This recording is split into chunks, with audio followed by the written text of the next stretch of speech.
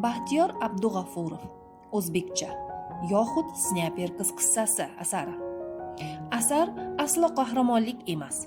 Zero shunday davrlar bo'ladiki, tuzumlar qahramonlarni bemalol rad etadi. Ularning jasoratiga ko'z yumadi. Son-sanoqsiz qurbonlar ko'zga ko'rinmaydi. Zabt etilgan marralar haqida so'zlanadi xolos. Inson qadri, sha'ni unutilgan, uning orzu-umidlari emas, qo'rquv boshqaradi. Asar qahramoni oddiy o'zbek qizi Jamila qismati bir-biriga o'xshab ketadigan minglab askarlarning qay biri bedarak yo'qolgani, qay biri begona yurtlarda kafangado bo'lgani, yana biri asrlik mashaqqatlarni tortgani ramziy qiyofasidir.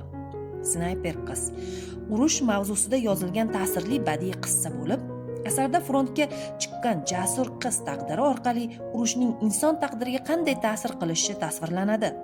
Qissada qahramon qiz nafaqat mohir snayper, balki vatanparvar, matonatli va sabrli inson sifatida gavdalanadi. U frontga ixtiyoriy boradi va mohir snayper sifatida xizmat qiladi.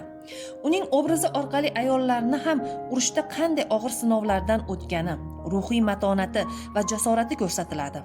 U qo'rquvni yengib, vatan uchun jonini fido qilishga tayyor inson sifatida tasvirlanadi. Snayper qizning otryadda rahbarlik qiladigan komandir tajribali harbiy. U intizomli, adolatli va g'amxo'r qizga ishonadi. Uni qo'llab-quvvatlaydi va harbiy mahoratni oshirishga yordam beradi. Qissada qizning safdoshlari turli taqdirli insonlar sifatida tasvirlanadi.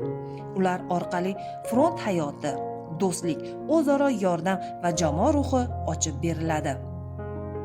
Qissada qizning oilasi to'g'ridan-to'g'ri ishtirok etmasa ham, uning xotirasi, uyga bo'lgan sog'inchi va ota-onasiga bo'lgan mehri orqali qahramonning ichki dunyosi ochiladi.